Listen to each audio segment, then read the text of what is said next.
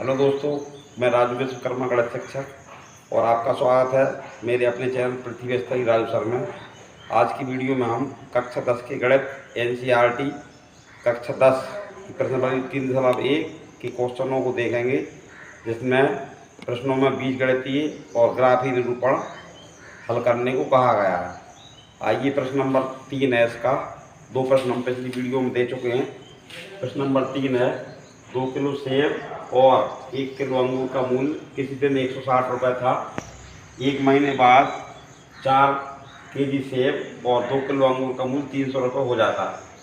इस स्थिति को बीजगणितीय और ग्राफीय रूप में व्यक्त कीजिए। बीजगणितीय रूप में व्यक्त करने के लिए सबसे पहले हम इन समस्याओं को समीकरण के रूप में लिखेंगे। आइए देखें क्या है, कैसे लिखेंगे। हल में लिखेंगे माना 1 किलो अंगूर का मूल्य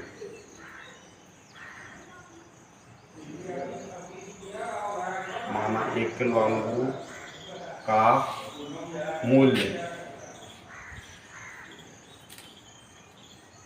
x रुपये है और 1 किलो अंगूर नहीं, सॉरी, सेब रखेंगे। 1 किलो सेब का मूल्य 1 किलो सेब का मूल्य x रुपये और 1 किलो अंगूर का मूल्य 12 रुपये। 1 किलो अंगूर का मूल्य 12 रुपये है। अब जो पहली साल का क्वेश्चन में लिखा है 2 किलो सेब और 1 किलो अंगूर का मूल्य किसी दिन 160 रुपये था, मतलब 2 केजी सेब प्लस 1 केजी अंगूर का मूल्य बराबर कितना है, 160 रुपये। अब तो 1 केजी का हमारे पास मूल्य x रुपये है, तो 1 केजी की प्लेस पर x रुपये रखेंगे प्लस 1 केजी का मूल्य इधर 12 रुपये है, तो बराबर में 160। ऐसे समीकरण 1 लिखेंगे।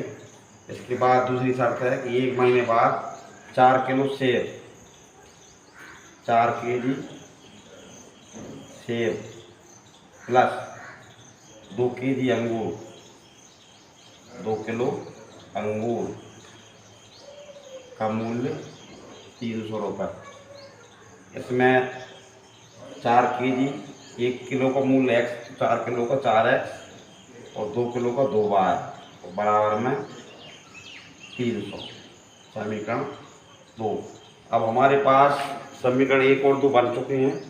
समीकरण 1 और 2 ही इस समीकरण का बीजगणितीय रूप है। समीकरण 1 और 2, समीकरण 1 और 2 समस्या का बीजगणितीय रूप है।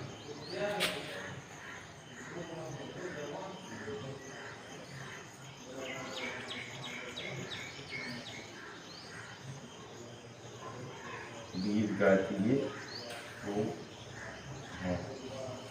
ग्राफीय रूप निरूपण करने के लिए इन दो समीकरणों से हम कुछ x y के पॉइंट बिंदु निकालेंगे, फिर उनको हम ग्राफ पेपर पर अंकित करेंगे। आइए अब ग्राफ पेपर के लिए प्रोसेस रखें।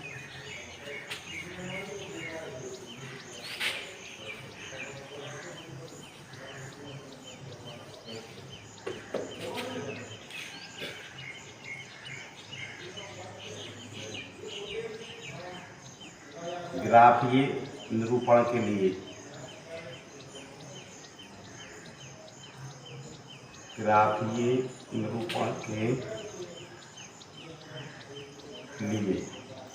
सबसे पहले हमारे पास ये दोनों समीकरण हैं, जिनको हमने इधर लिखा। समीकरण 1 है और ये समीकरण 2 है।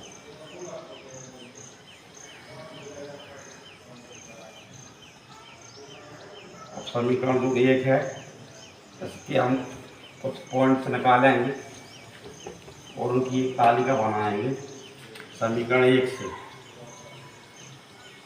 समीकरण 1, तो समीकरण 1 से हमने क्या है, y बराबर संख्या है, y बराबर 2x हमने उस तरफ पक्षांतर कर दिए 2x। और x की कुछ मान रखेंगे जिससे कि हमें y के मान प्राप्त हो। मान हम ऐसे रखेंगे कि ग्राफ पेपर में वो संख्या आ जाना। हमने इसमें x बराबर 40 रखा, x बराबर 40 रखने पर आवश्यक नहीं है कि हमने 40 रखा है तो आप लोग भी हल में 40 रखें। कोई भी संख्या रखी जा सकती है, क्योंकि ग्राफ पेपर आपके पास मिलेगा, उसमें संख्या जहाँ तक आए तो आ जाएगी बात आपको समझ। x बराबर 40 रखने पर y बराबर संख्या जब आएगी 160, 2 गुणे 40 और 40 दूनी होगा ये 80 और 160 में से 80 माइनस कराएंगे तो 80 प्राप्त होंगे। अब इसके बाद फिर एक संख्या रखेंगे x बराबर 50 रखने पर x बराबर 50 रखेंगे, किसी संख्या में रखेंगे, ध्यान रखें। y बराबर हो जाएंगे 160 माइनस 2 गुणे 50, तो y बराबर हो जाएंगे 160 माइनस 100, y बराबर हो जाएंगी 60। अब हम इधर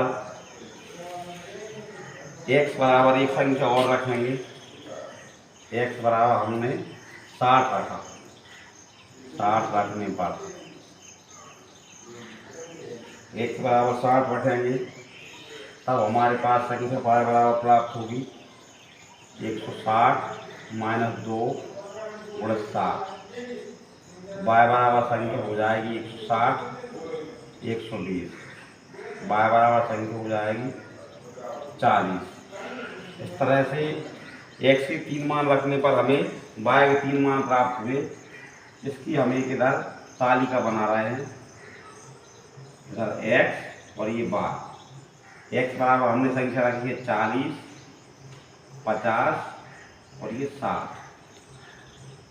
y के मान प्राप्त हुए हैं, x बराबर 40 रखने पर y बराबर प्राप्त हुआ है 80, x बराबर 50 रखने पर y बराबर प्राप्त हुआ है 60 और x बराबर 60 रखने पर y बराबर प्राप्त हुआ है 40।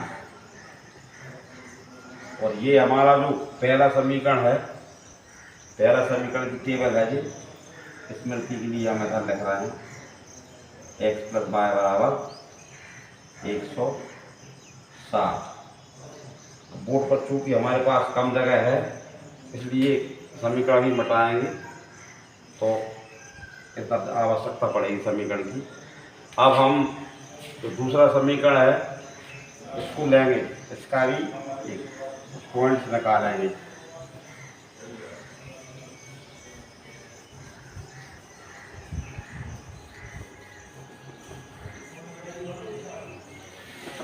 समीकरण 2, समीकरण 2 से, ये समीकरण 2 है। सबसे पहले इसमें 2 कॉमन है तो इसमें हम 2 का भाग करेंगे, पूरे समीकरण में 2 कॉमन निकालेंगे। ये समीकरण 2 हमने इधर लिया 4x प्लस 2y बराबर 300। इसमें 2 कॉमन है, 2 कॉमन निकालेंगे, 2 दूनी 4 प्लस y बराबर 300 और 2x प्लस y बराबर 2 से को हम काटेंगे तो 300 के आधे हो जाएंगे 150। इसमें से फिर y बराबर संख्या निकालेंगे, y बराबर संख्या हो जाएगी 150 माइनस 2x। इसके बाद x के फिर से इसमें कुछ मान रखेंगे जिससे कि हमें y के मान प्राप्त हो। इसमें भी x बराबर 40 रखने पर y बराबर संख्या आएगी 150 -2 गुणित 40। बाय बराबर संख्या हो रही है 150, 40 दूनी 80 और ये संख्या हमारे पास 70 बच गए। अब इसके बाद फिर रखेंगे x बराबर 50 रखने पर, तो ये x के मान है ये इसी समीकरण में रखे जाएंगे। इस समीकरण का नाम आप कुछ भी ले सकते हैं। x बराबर 50 रखेंगे इसमें, तो y बराबर संख्या हो जाएगी 150 -2 गुणित 50। तो y बराबर 150, 50 दूनी 100। y बराबर संख्या आई हमारे पास 50। अब इसके बाद इसका एक मान और निकालेंगे x बराबर 60 रखने पर। x बराबर 60 जब इसी समीकरण में रखेंगे तो y बराबर 150 -2 गुणित 60, और 60 दूनी होगा 120 और ये घटने पर आएंगे 30। तो x के 3 मान रखने पर y के भी हमको 3 मान प्राप्त हुए हैं। इनकी भी हम एक ऐसी तालिका बना लेते हैं समीकरण के साथ में। दूसरा समीकरण है तो ये है 4x धन 2y बराबर 150। इसके लिए x y की ये तालिका है x और ये y। सबसे पहले हमने इसमें x बराबर रखा है 40 और फिर रखा है 50 और फिर रखा है 60। x बराबर 40 रखने पर प्राप्त हुआ है 70 और x बराबर 50 रखने पर प्राप्त हुआ है y बराबर 50 और x बराबर 60 रखने पर y बराबर प्राप्त हुआ है 30। अब ग्राफीय निरूपण में व्यक्त करने के लिए ग्राफ बनाएंगे, ग्राफ का फॉर्मेट तैयार करेंगे, उसमें जो जो होता है उसको नोट करेंगे। ग्राफ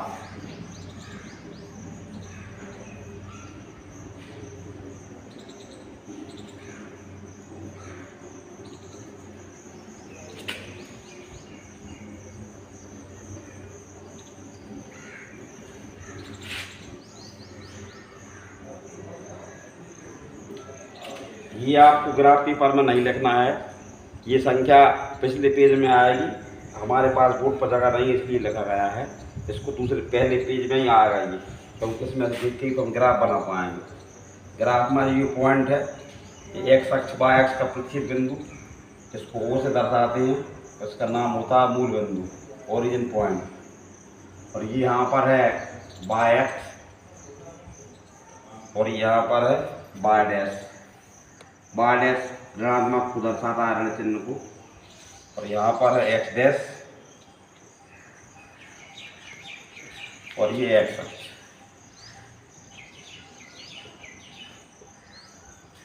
अब इसमें हम चूंकि हमारे पास संख्या 10, 20, 30, 40, 50, 60, 70, 80 की फॉर्म में है, इसलिए हम इधर 10, 20, 30, 40, 50, 60, 70, 80, 90, 100, 110 और जितनी अंक हो उतने लग सकते हैं।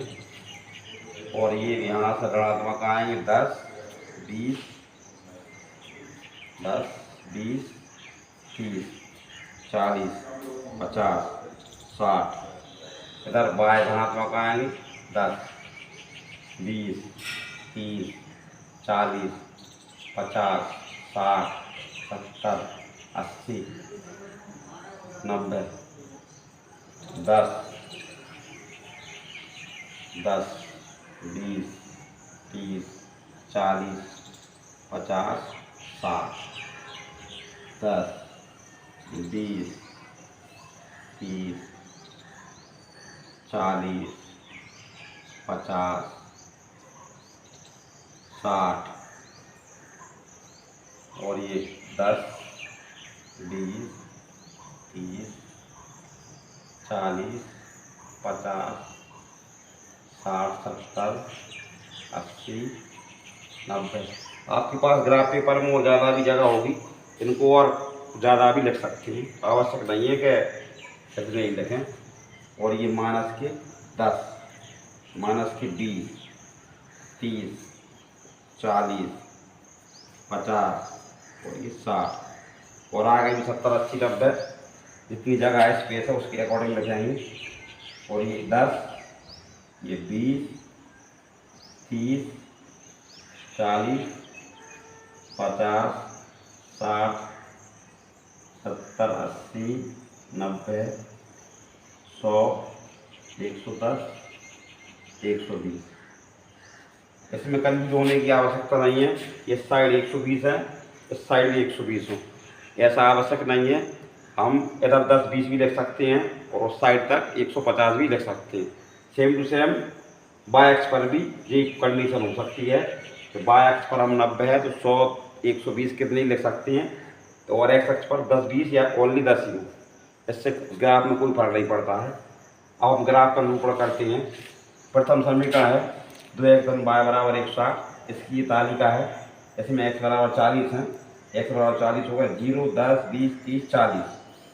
तो 40 पर है हमारे पास y बराबर 80। इधर से हम ऊपर 80 के लेंगे, 10, 20, 30, 40, 50, 60, 70, 80। ये मतलब इन दोनों की ये इधर एक पॉइंट आएगा, ये इसको इन सर्कल करेंगे। और इस पॉइंट का जो निर्देशांक है वो है हमारे पास x बराबर 40 और y बराबर 80। अब दूसरा पॉइंट है x बराबर 50 और y बराबर 60।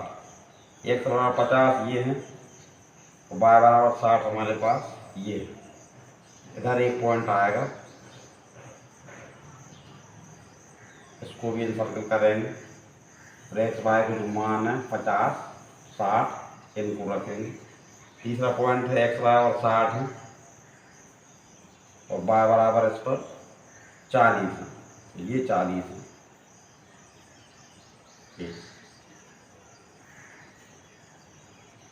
x बराबर 60 और y बराबर 40। ये थोड़ा इधर लिख लेते हैं। तो अब इन तीनों को पॉइंटों को मिलाती हुई हम एक सरल रेखा खींचते हैं।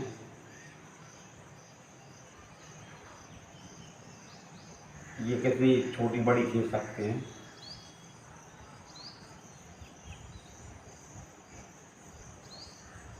और जो पहली लाइन है इसका जो समीकरण है ये इस लाइन पर लिख देते हैं। 2x धन y बराबर 160। और जो दूसरा समीकरण है इसे देखें, इसमें भी सबसे पहले x बराबर 40 है और y बराबर 70 है।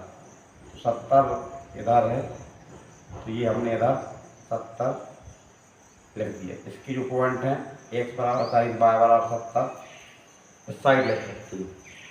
तो दूसरा है x बराबर 50 पर y बराबर 50। ये x बराबर 50 और ये y बराबर 50, ये इधर पॉइंट आ रहा है, इसको भी इधर लिखेंगे x बराबर 50, y बराबर 50। तो तीसरा है x बराबर 60, y बराबर 30। ये 60 और 30 की, इसमें x बराबर 60 और y बराबर 30। अब इन पॉइंटों को भी मिलाती हुई हम एक सरल रेखा खींचेंगे। और इस पर भी हमें एक दूसरा समीकरण है, इसको अंकित करेंगे। 4x धन 2y बराबर 300। इस तरह से ये समीकरण प्रश्न नंबर 3 का ग्राफीय रूप है, इसको ही ग्राफीय निरूपण कहते हैं। अब अगली प्रश्न बड़ी देखें अब क्या